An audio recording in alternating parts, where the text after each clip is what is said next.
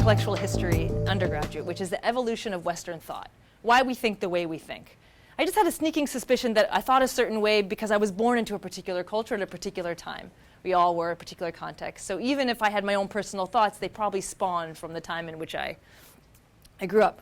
So I did that. I worked very hard, but I was exhausted and kind of strung out after all these intellectual classes at Penn. So I drove to San Francisco, and I became manager of the Institute for Health and Healing at California Pacific Medical Center, which is an institute that integrates Western medicine and complementary medicine, which is why coming here is so wonderful. So I spent a number of years, every kind of yoga and qigong and acupuncture and I had 24 different modalities I tried. I had problems with my legs, and anyway, so I did that for many years and got very into, so my job was actually though to help people who'd been diagnosed with conditions understand what they were diagnosed with and the different modalities they could use to treat it. And how that ties into narrative is the modalities people picked had a lot to do with the paradigm they grew up in. Makes a lot of sense, right? So we take aspirin for this, or you use a castor oil for that, or whatever it is. So helping people kind of broaden out just so they could help their bodies to say maybe this acupuncture will help a little with this as well as the modern medicine, as well as chemotherapy and so on. So that's what we did. Somehow from there I fell into advertising, which became about branding and messaging and story. And I did that all around the world, and that was great. But I don't know if you've ever read Dubliners by James Joyce. There's a character called Mr. Duffy who always lived a short distance from his body. And that's how I felt in advertising. It was fun, but I was just I just wasn't quite in my body. So I got very into getting back in. And life kind of helped me do that, but I took a lot of courses. I don't know if you guys have ever done.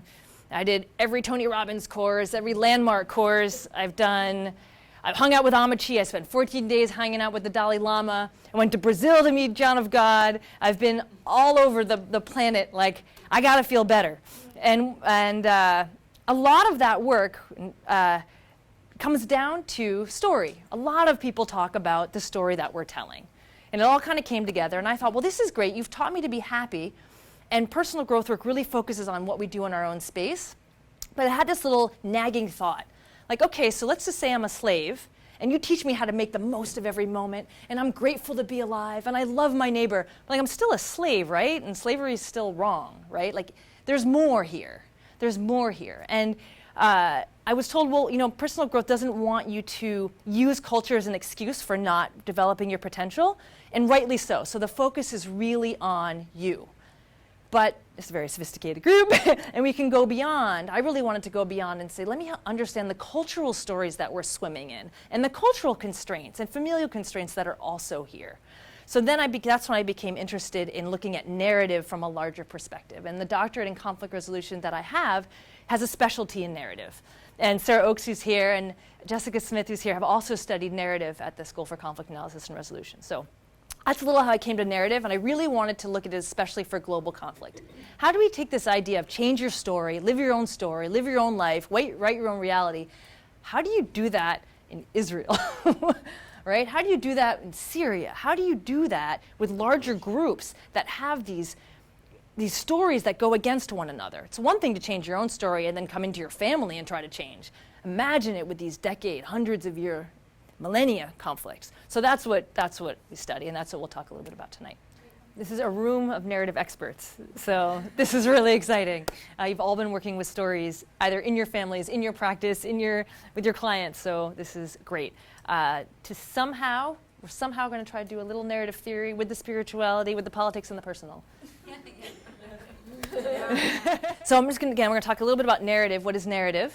And there are many definitions of that. Narrative and conflict, and then we're going to look at a narrative together. And the narrative we're going to look at is the time is right, or the time isn't right.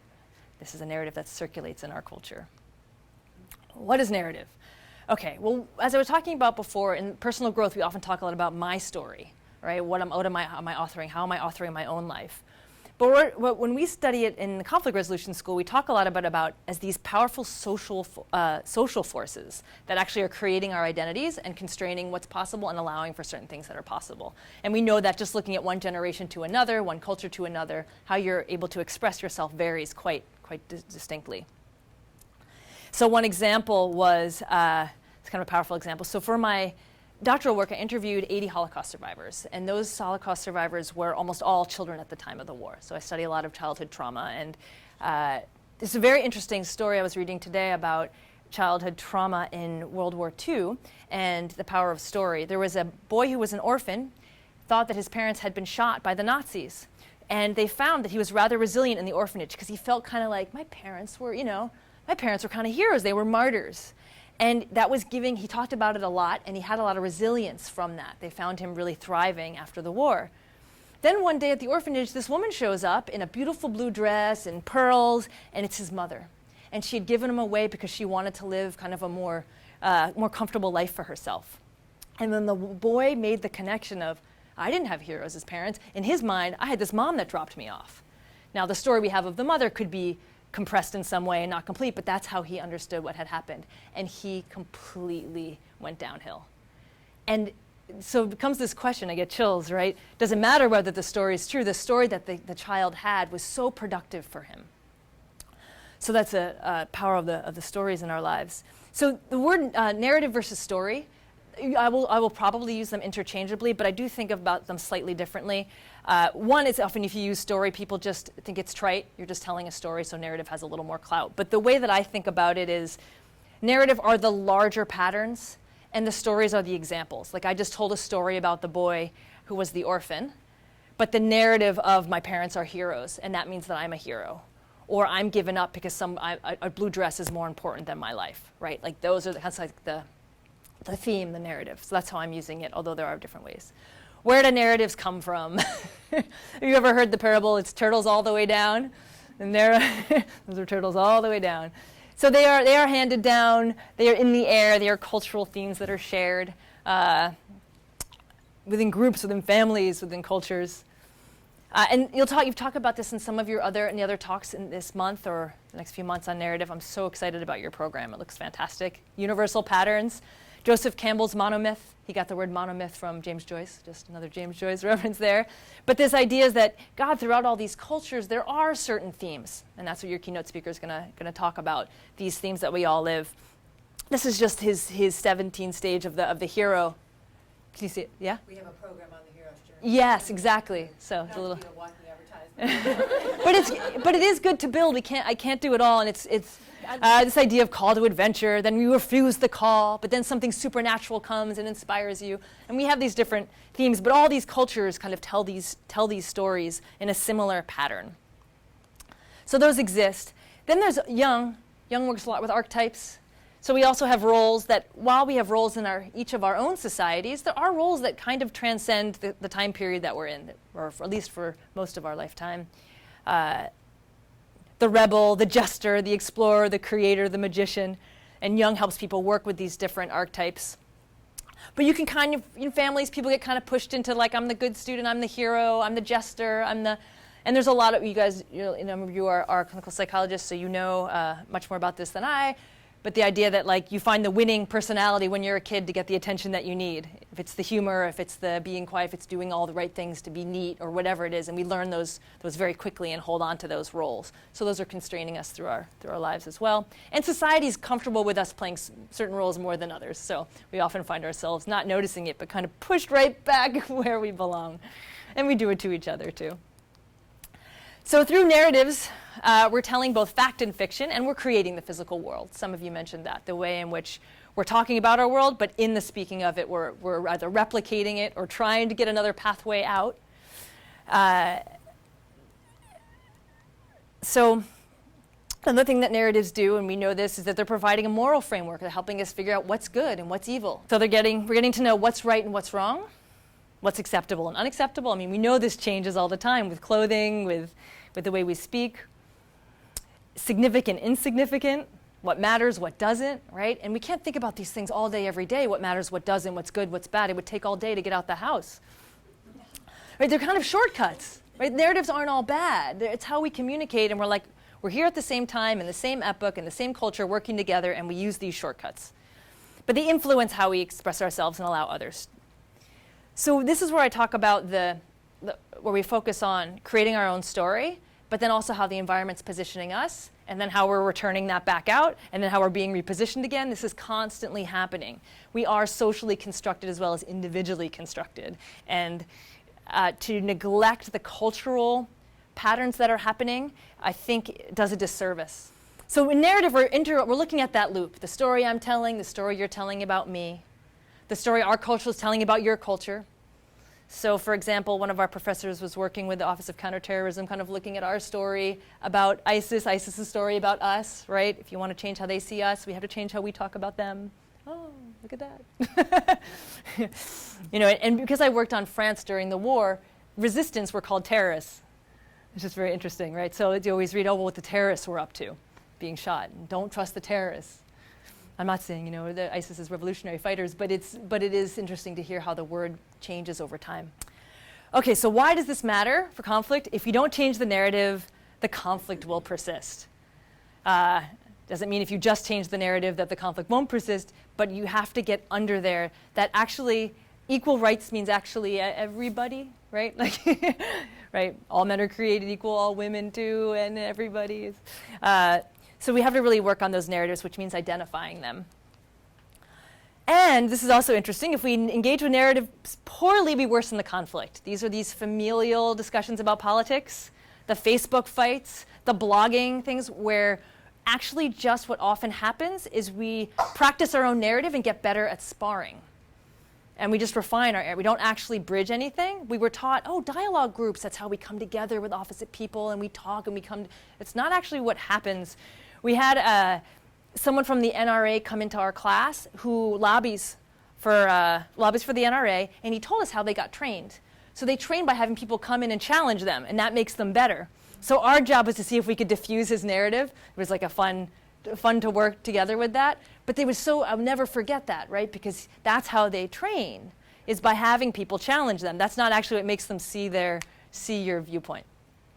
So so we'll talk about that. So one thing we'll talk about this again, but legitimizing the other's view and asking what is it that they really want?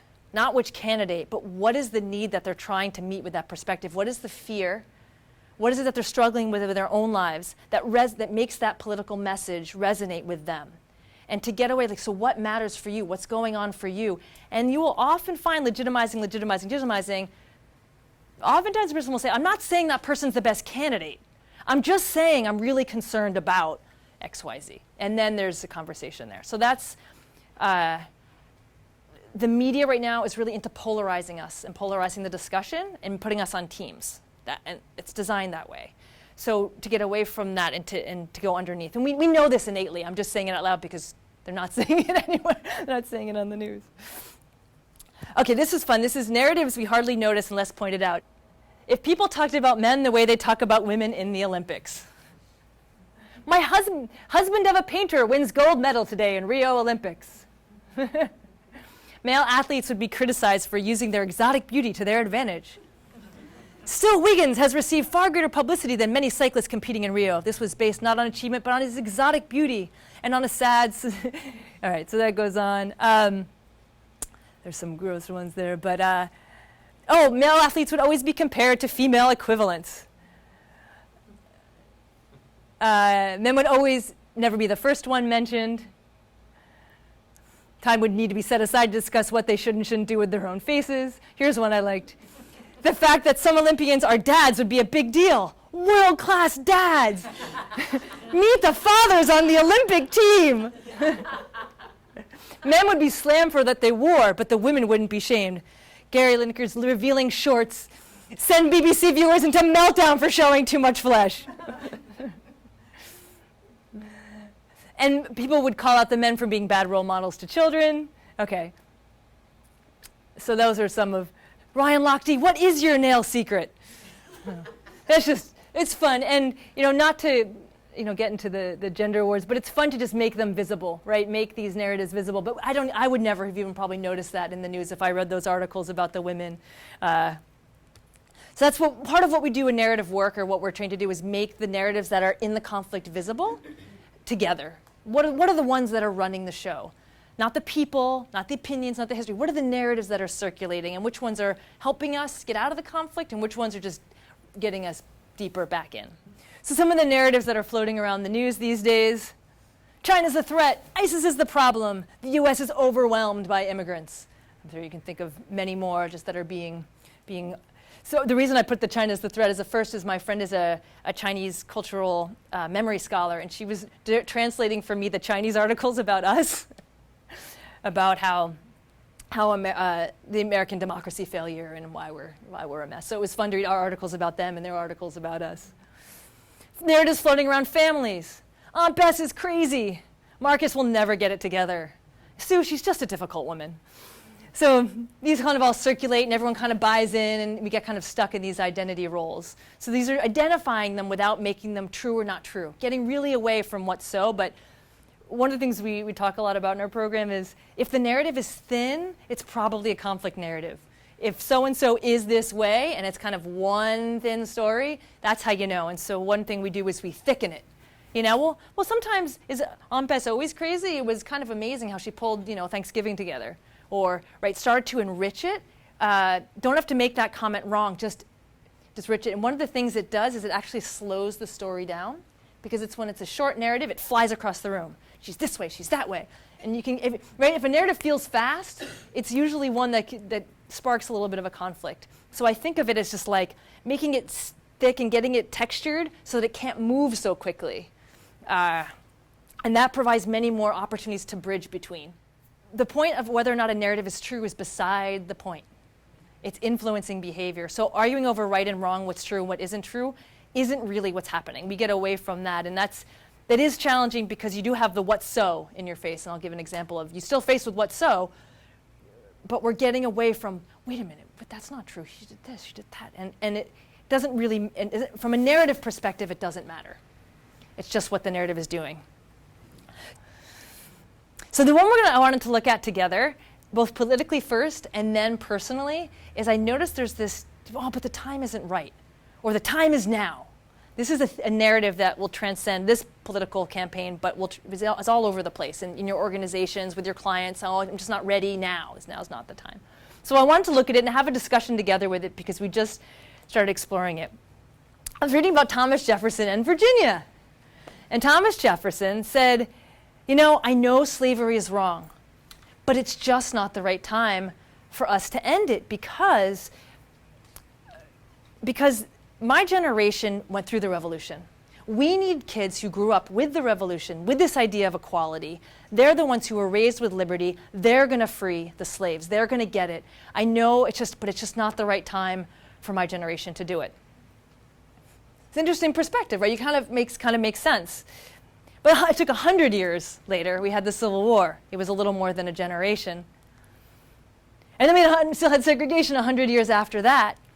And I don't know if you've ever had the chance to read the letter from the Birmingham jail that Martin Luther King Jr. wrote when he was trying to protest in Alabama, and he got this letter from the religious leaders there saying, listen, we really understand your plight. We understand it's time to change, things are going, but it's just not right now. To do it well and to do it right and without violence, we need to do it much more slowly. A very well written letter that's telling him to please stop. And then his response is so beautiful that I was addicted to it last year. And he talks about how wait really means never. Like, well, how much longer? We were waiting and we're waiting again. And oftentimes it's interesting to listen for, and I will be listening for this now that I've been doing this presentation. I hope you will as well. Is it often the people in power who say to hold it, time's not right, because it's comfortable for me? I have the most. Those who perceive they have the most to lose may feel that the time isn't right. Right. So this is what I started to notice. It's so. If you ever get a chance to read it, it's the same people that break their own time. that what? That they break their own time. It's a control thing. Yeah. It's not time for you to act, but I can go and act any way I want on that same subject. Exactly. So that I can control it. And that's what they wanted to do. They wanted to control it. And he wasn't advocating for violence. He was just, guys, this is time. It's time. And I just looked at Richmond residential segregation now. Where are we now? Another number of years later, and we're still segregated. Not just Richmond, but all the country as well. So other places where we're hearing the time isn't right. Oh, well, actually, the work that Sarah, you were just telling me about is the time isn't right in Virginia to allow all the felons at once to have their rights back. Right? It was just too much. There's 200,000 of them. We don't want them all voting. Definitely not this election. We're going to go through one at a time. Right? So there's a now time isn't right narrative. Yeah. It'll be better to do it this way. Now, this is the hot one. Obama says the time is now to let in 100,000 refugees. Others say time is wrong. It's not the right time. So who's right? Who's right? Is it the right time? Isn't it the right time? Right? It just becomes kind of a I say, you say, I say, you say. So in narrative, we really look at not who is right, but what's under the slogan. What are people saying? Why are they saying the time? Why is he saying the time is now? What's really being said? What are the fears and hopes at play? And who perceives themselves to gain or lose with each narrative? And there is, we just say this again and again, legitimize, legitimize, legitimize. What people are worried about, they need to have heard and expressed and said. Xenophobia, I mean, fear of others is just not new. Not new. I was at a presentation by one of a leading French, what would I say, like political commentator. And he said, 60% of French are afraid of foreigners now. And I raised my hand and I said, when were French not afraid of foreigners? And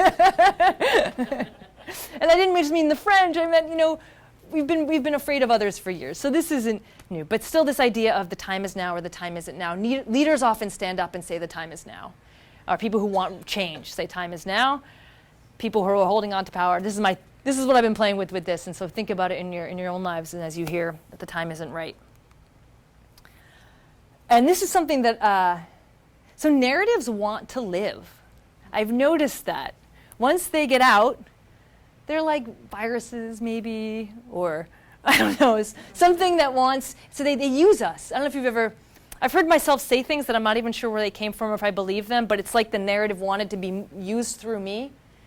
And people are being, I don't know if it's all bad either, because it is giving us shortcuts and it is the cultural framework that we're in, but narratives want to survive. And so when they feel threatened, they will get their backs up.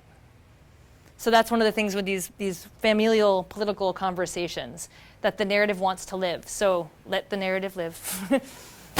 Don't wake the beast, but try to thicken it or enrich it in some other way. But they get threatened. And Bourdieu, if you've ever heard of, he's a French philosopher, but he talks about the structures that we live in, kind of like Foucault. And when the structure itself feels itself threatened, it will push you back and try to replicate itself and force you back into place. The structures in which we live, the rules, the ethos, our ways of being, will try to force us back. So we know that when we try to change any patterns in our lives, any habits, we feel that pushback. But narratives will do that too. They will react negatively if we prod them too harshly.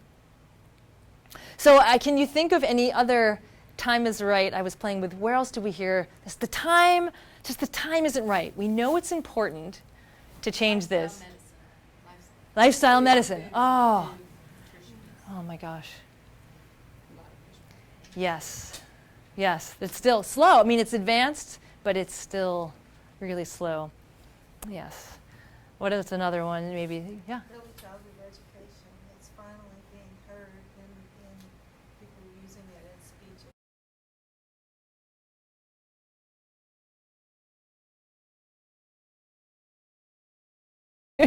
Bernie Sanders was one of them too. Like a lot of people were in Oh. support of him, but like the country can't take Yes. data right now, or Huh. the country can't have this type of revolution. Question kind of some of you were asking is, well, what do you do if you feel like the time is right and those around you aren't quite so sure?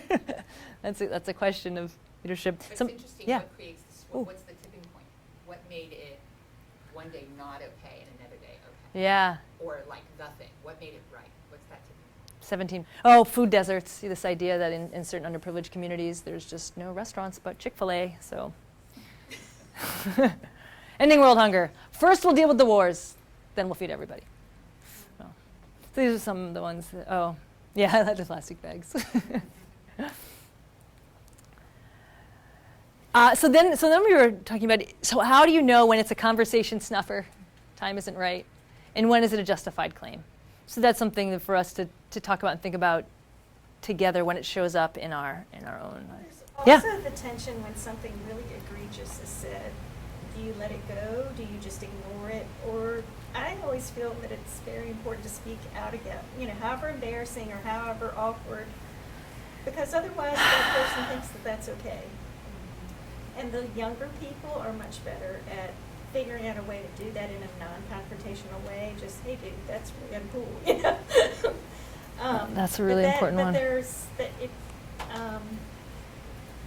The other important thing that does is how it infects the person who that thing was said about, if they're in the room. One of the Holocaust survivors was telling me that one of her strongest memories is of the first day they had to wear the yellow stars to school. She was a little kid. The teacher stood up, and they were taunting her because she looked different. And she said, "Stop it. This child is one of us. She is our friend. Our country has gone mad, but we will not."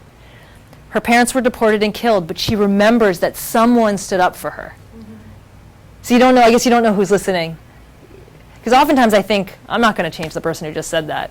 But maybe it's worth saying, because the person who's next to them will feel liberated, something like that. It's tough with the generation. With which generation? With all of them. With the cultural shifts that have happened, like my father, my 80-year-old father, and my 21-year-old daughter sit at the dinner table. And it's really open and expressive and going really great. And then my dad uses a word that totally just destroys my daughter. And I know the context he used it. And there was no malice behind it, but it was a cultural thing. And he was just repeating it. It wasn't buying into it or anything like that. And then she's just absolutely crushed. And how did you? There's no communicating there. I mean, that's really interesting. In trying to bridge it, it just. That's important. It's an absence of, my daughter didn't live in his generation and he doesn't live in hers. And so while each one's open and very loving, it's just, you know what I mean? It's just a cultural, generational difference. And it's their narrative. Yeah, that they're in. I mean, and that, I guess that's what I was thinking about. What she said is that so let's say you say something that I find very egregious. It could be my narrative finds it's egregious, but hers doesn't. And so that's where conflict's going to come if we feel like we have to stand up for our thing. Then isn't that our narrative? So that's why I'm kind of confused. We get what I'm saying. That your narrative is getting its back up. And hers might be getting her back up, and we're not going to go anywhere by that. So I'm not sure that just standing up for the other person or whatever is going to work. Solution. I think it can increase the conflict. Yeah, it often can. I'm speaking from someone who speaks up too much and is trying to learn. Yes. When maybe that's not needed, I've had that same thing. I have an 18-year-old daughter now, and my dad, the Archie Bunker show, pretty much sums that up.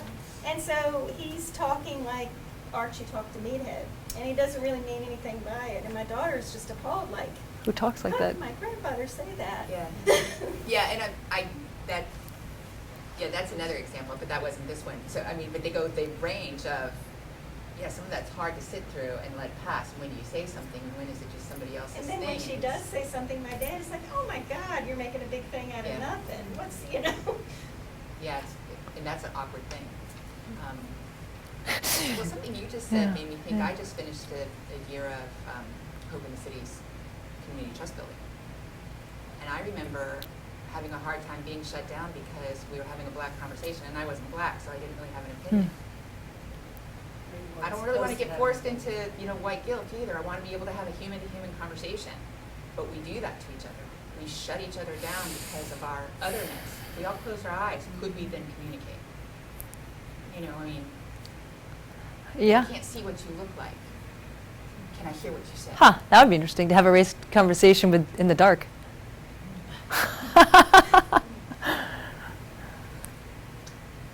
These are good. It is, and when you speak up and make it worse, or when you just sort of allow it to pass, it's a very tough one. And you worse. I'm really struggling with this. Yeah, because worse is your narrative that it's worse. It may not be theirs. Yeah. So how do you reconcile that? The two narratives? One is there's all the work that's here around mindfulness and feeling how it feels in your body. That's one piece too. How does this conversation feel? Do you feel like you're opening? Do you feel like you're getting closer? Do you feel like you're kind of, all right, putting on my gloves?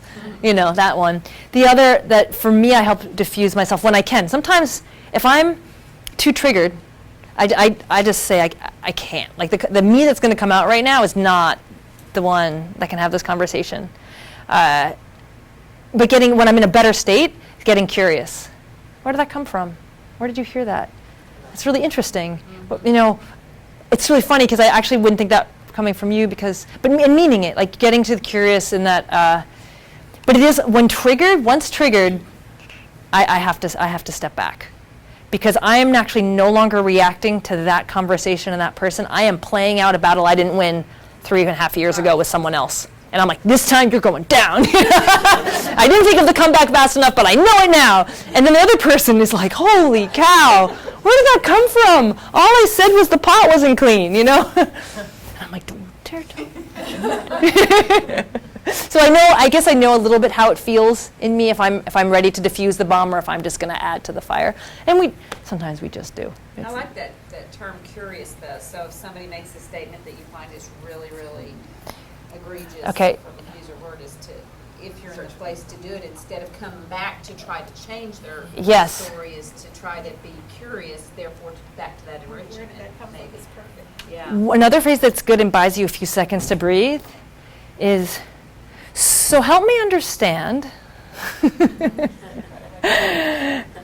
how you came to that conclusion, given that that's never actually happened to you, or whatever. Well, even that's a little judgy. Yeah, it is. It is. Say, tell me more about what you mean. Yeah. Because what I've found often is that people will use the same word and it will trigger, but they mean entirely different things. This is back than to the that same conversation. word. And so if you're curious about what that word means to them, that's a question. And I mean, you could say it in a lot of different ways because that's what you teach, right? Yeah, right, no, communication that's right. is all about how you ask the question. It is.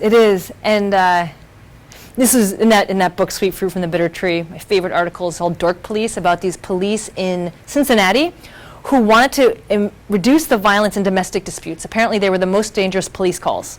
Domestic disputes, who knew? They would go in to restrain the husband that was beating the wife, and then they'd put the cuffs on the husband, and then the wife would come after them with a knife.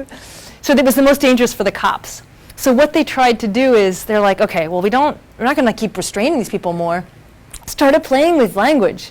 And so they would knock on the door softly. They'd mess up their uniforms so they didn't look quite so official. And instead of saying, what's going on here, which you see in movies, they say, so what solutions did you think of between the time that you made the call and now? Even if they're still screaming at each other. And they're like, solutions? We don't think of any solutions. Yeah. And then sometimes they'd walk into the room, they'd see the fighting, and they'd sit down, turn on the television. The couple would say, what are you doing? And they'd say, well, you're not going to listen to me now, so I was just going to wait till you guys pause, and then we'll start the conversation. And they played with things, and it slowly diffused it, and they got to. And then one other one. I'm just telling you these because they stick in my mind in moments that they might be useful, even if you're not a policeman. They would say to her, God, you must really love him, because I only get really that angry at someone that I really care about. And they said sometimes the people were so in love again, they had to quickly leave the apartment because they were heading for the bedroom. They so dramatically reduced the violence in the domestic dispute case that they were training all over Cincinnati, and they replicated their story. So it is powerful, this work, and I like it, and I'm drawn to it because I can feel so powerless watching CNN. I feel so far from those conversations and shifting them. But narrative is a way in our lives, and you are all having multiple very sophisticated conversations in your lives, to work with words. I love word origins. I love the Oxford English Encyclopedia English Dictionary because it goes back to where words came from. So Jessica and I on the way here are talking about, why does every cloud have a silver lining? Have I ever seen a silver lining on a cloud? I mean, maybe at the edge it's a little silver because the light's still there. Well, it comes from John Milton's Paradise Lost. It's from a phrase. But where does this come from? And then sometimes going back to the origins of things, we can kind of trace together how words have changed. And maybe in that conversation to say, oh, how does that word mean? And words are only how we use them. Words are only usage. So in that different context, it was actually a different word. It's a different word. heard something today, kind of stuck with me. It said, well, what meaning should I take from that? And the response to that question wasn't my question. It was whatever meaning makes you feel better. It's not a bad answer. 'Cause, we can choose. That's a loving thing to do if you think about it. You get to choose however you choose to take that thing that was presented to you. Go for the good one. I was thinking about that boy today. Like, so what would he have done? Like he had this story about these heroic parents, and he had this mother. He can't go back to the heroic story. He would have to help someone, and what you do is in therapy, restory it, reframe it for him, help him. And we can help each other do that. But Jess and I do that with each other all the time. Reframe. I've been reframing rejection to no fit. No rejection. We just don't match. My book proposal wasn't what your interest, but something's wrong. Because rejection was an awful word. I didn't like it. So these little word games. Yeah, Sue. Back in the 70s, I worked for Chesterfield County Mental Health and their Emergency Psychiatric Services Program. Wow. And at that time, the protocol was when a domestic violence call came in, it came in both to the police and to mental health, and we went out as a team. Because Wow. it wasn't safe for the mental health people to go out by themselves, and it wasn't terribly safe for the police to go out by themselves. So we went out together, but I was fresh out of college at the time and very young and very ignorant. And the first call I went out on, I said to people, I know this is a really important argument you're having, but I need to tell you selfishly, this is scaring the hell out of me. And I know you're mad at each other, but could you please Oh, wow. help me not be so Brilliant. Well, Worked. It worked. That's brilliant. So the police and I decided that we were going to start doing Ah. that. I love it. A lot of the time. Talk about reframing. That's so interesting. Imagine saying at the presidential debates, having an audience member say, "You guys are really freaking us out. Help us. Be on our side." That's wonderful. Oh, thank you for sharing that. You were just yourself. I mean, you weren't. Actually, it wasn't a strategy. No, it wasn't a strategy. It was strategy. Yeah, it was honesty. It was vulnerability. That's another thing that Sarah, diffuses. that brings up for me that at the root of a lot of this, I think, is fear. This otherness and my parents and my son, and that there's, if you were to peel back the onion, you would find some fear there, I think. The same fear, yeah. Yeah. And so I'm curious about how, what is my question? Okay. Something about How to, what do you do with that fear, or how do you make us unafraid? yeah, that's such a good question. Oh, no, and it's not, it's a, yeah, well, if people are afraid of, if this party gets in, I'm gonna lose everything. Or I'm going to be alone, or my voice is not going to, I'm going to be marginalized for the next 4 years, maybe 8. It's a long time, Or if I were working with somebody on that, I would say, so that's a feeling of a need to be visible, if that was the fear, heard. And so look for ways to be seen and visible and heard in our lives now, and look for ways to do that now. Television's very disorienting because it makes it feel like there's one platform and one world, and I feel disconnected from the world that I'm actually in, like that we're all here together, and that there's a lot to be done right here. It isn't all out there, and to kind of say, okay, let's scale it back. It's not, we get into all or nothing thinking when we're afraid. Right? That's like cognitive psychology, going back to the small, and then looking at what are ways that I can meet that same need that are good for me, is good for me and good for other people. Or how as we as society, how can we meet our need to feel that we have jobs for everyone in a way that's good for us and good for other people? We can do bad for us, bad for them, good for us, bad for them, but is there a good for us, good for them? Does that exist as a possibility? So I guess depending on working with an individual or a group is to scale it back, small ways, and then work together on crafting those, and then have a little success there. A little success. I think it just can feel overwhelming. I'd love for a chapter on I'm sorry. Oh, yes. What does I'm sorry mean? Those of you who have, it's old, it's from one Yep. of the first books. Please But it's still understand. used. But it's Mhm. how men and women use the phrase I'm sorry. It's just so fascinating. I actually do count. I count how many I'm sorries I say. Good voice I say, now. I'm sorry I can't take your car. Oh, yeah, you're right. Like, what's up with that? Why should I be sorry about that? I work on a book called Language Awareness, and we have a chapter on apologies, and different people writing about it. We have the Deborah Tannen article as well as some others. But sometimes, one of the authors pointed out that sometimes when we say sorry, the meaning of the word is just, oops, or I didn't know. It isn't actually I'm sorry. So not to get overly obsessed that every apology we're making is actually an apology. But I do sometimes count how many times women say it in my life and how many times men say it. Yeah, yeah. Her point is that most women use it as empathy. It's just like, I'm so sorry that happened to you. yeah, well, like, Oh. the example she gives in the book, it was just so resonant for me, was the presentation goes really bad for her Yeah. male colleague. And he comes out of the conference room and she, how'd it go? It was terrible. She says, I'm so sorry. And he looks at her and he said, it wasn't your fault. Yes. And she was like, I wasn't saying it was my fault. I'm expressing empathy for you, you know, so this idea of taking blame and responsibility, you know. We had a problem with this. I volunteered at a bereavement camp in the summers, and they're for girls 9 to 16. It's free. It's in New Hampshire if you know any kid that's lost a parent. And we asked the kids what they like and don't like to hear after they've lost a parent. And one of the top ones is they hated I'm sorry. Because for a kid, they literally took it literally. It is not your fault. Yeah. But what we were saying, no, when we say it, we mean I'm sorrowful for you. Sorrowful, from the word sorrowful. So they taught me another use of sorry. Yeah.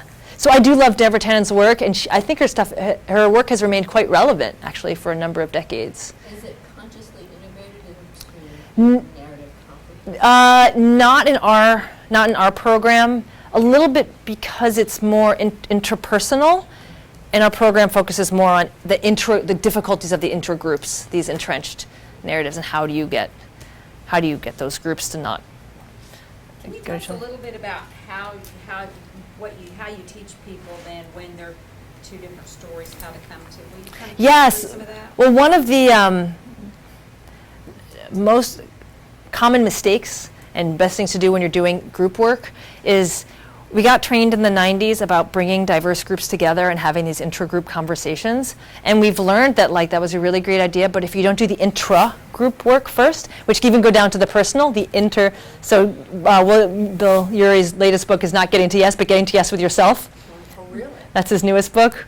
It's this idea you gotta get in there. So if there's a conflict, to go to whatever team is having it first and do their own personal work before going to the other's one. So that goes back to changing our story about China or about ISIS or about the neighbor or our family member. I was talking to someone about, do you think I can do so much on race when we're probably all going to be white at this talk? And then my friend reminded me, right, well, of course, because it's the intro-group work. We are the ones who should be talking together. I shouldn't be talking to a group of African Americans about race. That would be the wrong group. So that's one example of that. I don't know if you're thinking about something in particular, because that may not apply to what you're talking about, but that was one of the first things, and what we're focusing on is bonds before bridges. Bonds before bridges. Explain that. So working on the bonds and the agreements within the group, like if there's an agreement, like a tacit agreement that I'll never be friends with those people, or we're not like them, or we don't do that, there's like an agreement in that group. You have to deal with that. Yeah. I gotcha. Because even if you go out and you're the person, it's a big ask. It's a big ask to ask people to go. Some of the people one woman in Israel was telling me, when it's peaceful, we start to get friends with the other side, but as soon as the violence comes back, everybody retreats because their families are like, come home, stop that, it's not safe, so those start to go. Does that sort of answer, or is there more to your question? 'Cause it's a big question about the groups. Okay. One thing I wanted to move to, just to give you something for your own lives, because this isn't all politics. Time isn't right for me. When are we saying time isn't right? Where in our lives are we saying the time isn't right? I was just playing with this in my mind, little things. Oh, I really can't start a vegetable garden. Well, now it's fall. See, it's fall, and so if I start it now, it's not a really good time. I should probably start in the spring. We're not going to be here in the spring. What if I go away and I'm just not going to do plants? Right? I'm not going to hang my birdhouse now because what if it starts to rain? Anyway, these are silly, but we started to talk about this, and Justin and I were talking about it, and we went to the DMV today to finally get our Virginia license. The time was now, because I was just saying, it's just not the right time to go to the DMV. It's It's never the right time to go to the DMV. I'm not sure if it was the right time today, but we went at the right time. So this idea of time isn't right, I was playing with it. And I just invite you to be playful with it when you hear yourself say, oh, you know, I do want to do that. So I don't know if you have little areas. Oh, I got tons. I mean, but then maybe the time isn't right to buy an Audi, you know. Maybe the time is, or what are the stories that we're telling ourselves about the time not being right for something? And just to look at that underneath. So what are the payoffs? So one of the reasons I realized I wasn't vacuuming my car, because I realized once I vacuumed my car, I'd actually have to deal with other things that I didn't want to deal with. But vacuuming my car, I knew I could do it. You know, I could handle it. I got this covered. But I could just leave it out there as like, I'll do that once I vacuum my car. So I realized I was not vacuuming my car, so I didn't have to get to some things I have to write and didn't want to deal with. The payoffs, so I can't be lazy, risking failure. These are just the basics. But to start to just ask a little bit, what am I getting by not doing this now? Is it really just the time isn't right? You know, not the right time to buy a house or to sell a house or to start something new. And then I thought about this, because this is a spiritual institute. But then we have, but there's a time for everything. There's a season under heaven, time to be born, a time to die, a time to plant, a time to uproot, time to kill, a time to heal, a time to tear down. So I thought, is there a time to love and a time to hate? Is there a time in the family to be like, you know what, don't like you, you know? Time for war, is there a time for war? Is there a time for peace? So I was thinking about when is the time, just on a personal growth standpoint, like I'm just lying, it's my game, it's my story. And when is actually it's just not the right time in my life for that to happen, and that's a paradox to sit in. And I don't have the answer. I just wanted to share it with you and see what it brings up in you. So there would be a time to be lazy. Right, then there would be a time to be lazy. No, but that's right. And how do you know if it's that time or it's not that time? I don't know. You take a mindfulness class and find out. I don't know. I don't know. We don't have time for that. We don't have time for that. Do you really not have time? No, it's not the right time. It's not the right time. Have you guys ever done, this is almost time to go, do you ever do any work around the primary question, knowing your primary question? Landmark does some of this, Tony Robbins does some of this, but we're thinking as questions. What I want to do next, what I want for lunch, what's tomorrow? And it's just questioning and answering in your head. And when it was told to me, it's so obvious, but I never realized it. We're asking ourselves, do I need to go to the bathroom? Should I brush my hair? Do I have to, you know? Is it the first day of fall? Does that mean I have to do something? Are taxes due? I don't know. And then you're answering whatever question that you're asking. And apparently we ask one primary question. We have a couple that we ask all the time. And you can find out what your question is and then ask a better one. So like, what should I be doing? Spending our time according to what someone else thinks we should be doing. So let me get to Sarah's question about time, or comment about time. How we're using our time is dependent upon what question that we're asking inside all day long. So what's that book? So it's called, the primary question is the idea. I did it, so Tony Robbins has a 4-day seminar where you figure out the blueprint of how you set up your day, and he gets to your primary question. So it was kind of embarrassing because he did this with me in front of 5,000 people. This is not my favorite.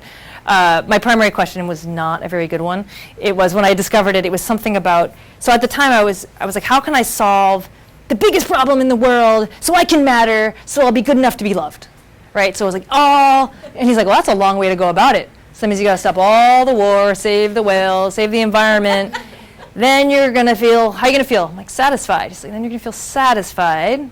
So that's how you're showing up in every room. It sounds exhausting. How's that going to work out for you? So, I'm pretty good. So then it gave me an opportunity to rewrite my primary question. And the one I came up with was, and I say this when I don't know what to think about, when I'm paused in that silence, rather than just throw to my normal question, which was to re-practice it. And so now it's two. One, I either do, how can I appreciate even more fully the divine perfection of this moment? And the brain will then try to answer it. Because if I go, why am I being such an idiot? My brain will find the answer to that question. Right? Why'd you do that, stupid? I'll tell you why I did that. You know, it will answer it. So ask the question you actually want the answer to. So that was a good one. And then this one I like, and it's longer, but it does shift my presence in the room. How can I appreciate even more fully my gifts and the gifts of others? So how can I be in that cycle of, bringing all of your years of expertise and knowledge of narrative, and then mine, and back and forth, rather than how can we solve the biggest problem in the world to be important enough to be worthy of love, right? So that's a... It's interesting that gratitude is the focus of both your questions. How can I appreciate more fully? Yeah, and how can I share more fully? That's the other one, right? How can I share more fully my gifts and appreciate more fully? Yeah, but a very different frame than what should I be doing, or why does this always happen to me?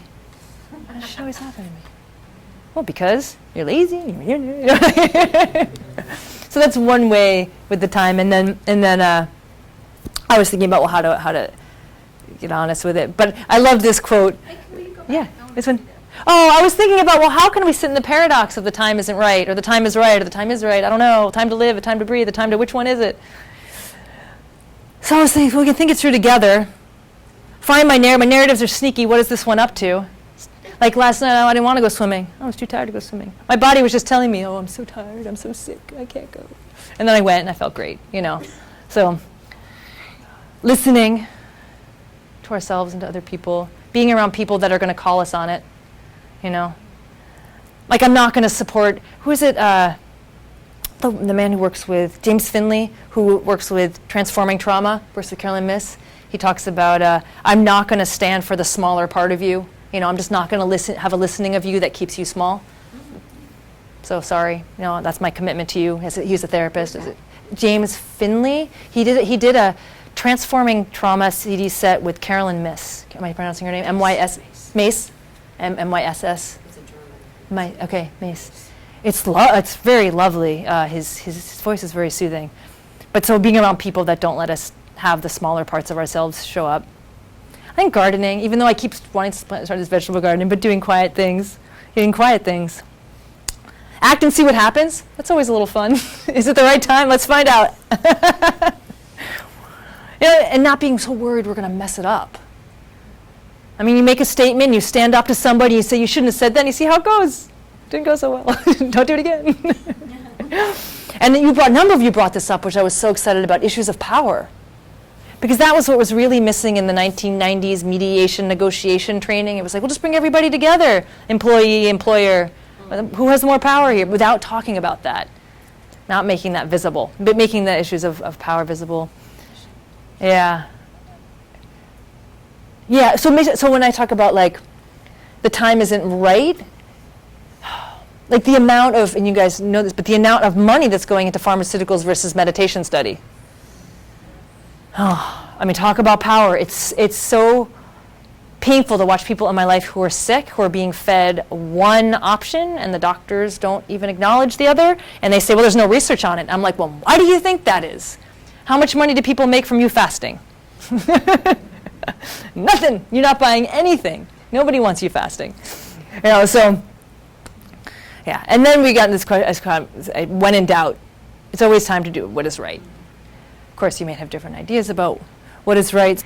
Yeah, I mean, because I studied World War II, it's just on my mind, but in the Holocaust Museum, you see all the headlines about people going to concentration camps, like the news was printing it. And we see it with Syria. We don't have to even go that far back. It's just, that's what I study, all these people. And then you're thinking, well, we know, but what can that's for me, like, what's that, what can we do? What do I do from here? We're working with refugees. There's a woman back there, right? You working with refugees. That's like being in it right here.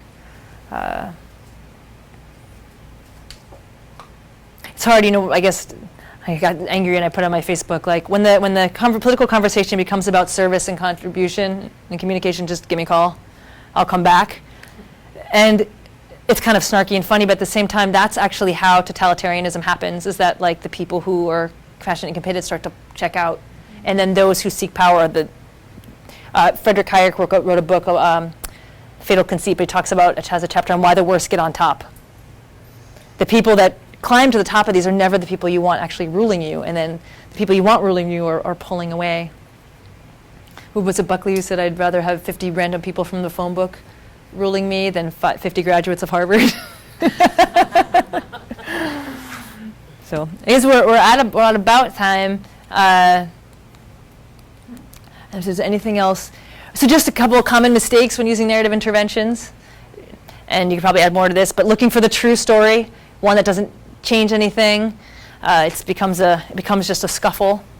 Telling somebody that's just your story doesn't go so well. You know, it's just your story about her. She's not like that. I don't like when people do it to me, even if they're right. I have a friend who does this to me. She says, you just tell them that story over and over. I'm like, it's true, and I'll tell you it this and this and this and this. Not a good way to diffuse it. But trying to change the story before understanding what the story is trying to do. And you know this with mind-body. What is the symptom telling us? What is the narrative trying to say? Why do so many people resonate with the narratives that are circulating? There's something that it's saying. What is it telling us about who we are and what people's needs are? Before just trying to shove it down.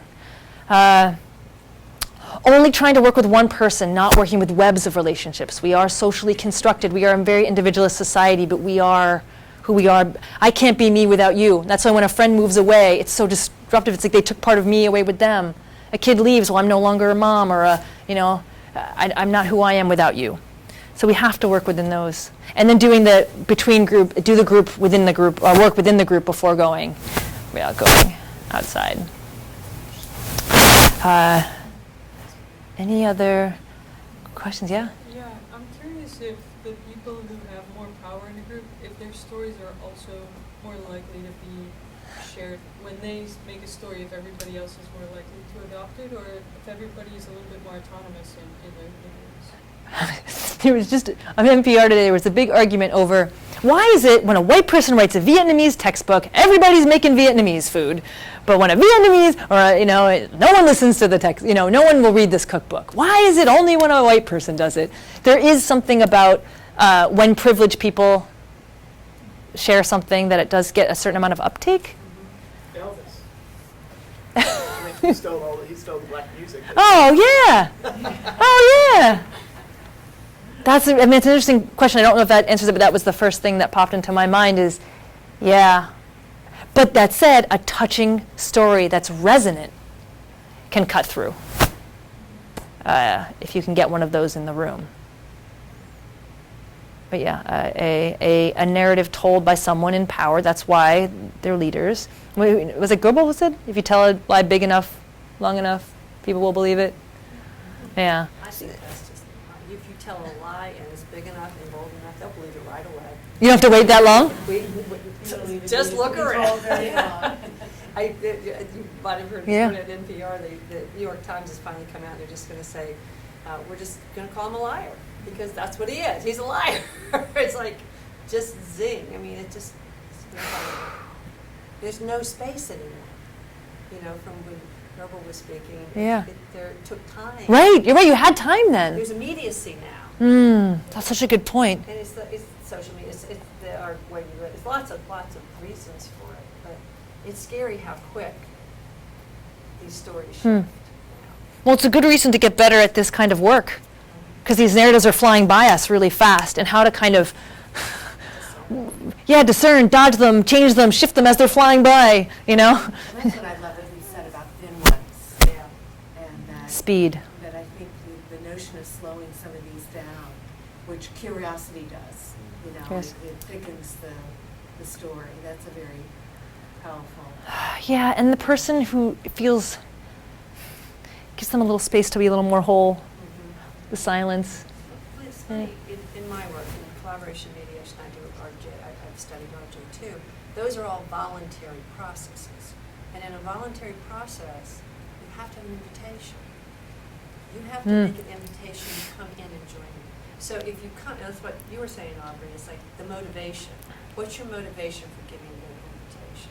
Because I don't think you can do this work as well. I mean, I know people out there doing it, but if you're coming together, whether it's talking about Syria or talking about your marriage, if you do it by invitation, you're at least having certain ground rules. Actually, I've been advocating that because I feel like, I can't deal with people in the middle of ISIS, but those are kind of maybe wobbly on the edges. I could work with those. But I just got challenged on that by a man who was did a TED Talk. He's a reverend, who works in the tough neighborhoods, I think in Boston, called the Boston Miracle.